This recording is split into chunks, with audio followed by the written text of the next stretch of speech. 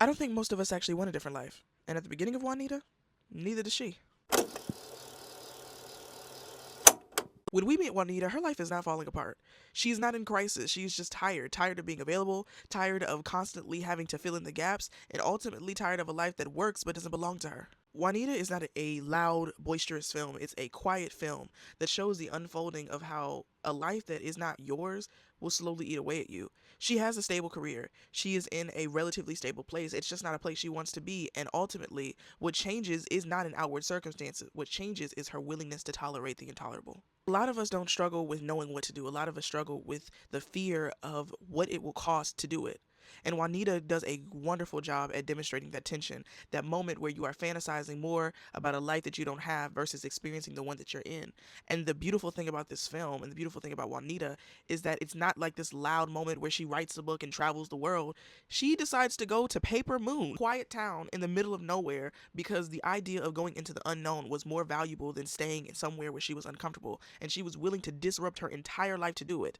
She was willing to let people be upset with her in order to get a life that she felt like she deserved. A lot of us spend an awful amount of time in lives that we do not enjoy, not because we are incapable of change, not because we don't desire change, but because we are too afraid, too resistant to the idea of disrupting what currently works. Sometimes you wake up and your life no longer functions, and it's not because something outwardly went wrong, but it's because you woke up and for some reason you weren't content anymore.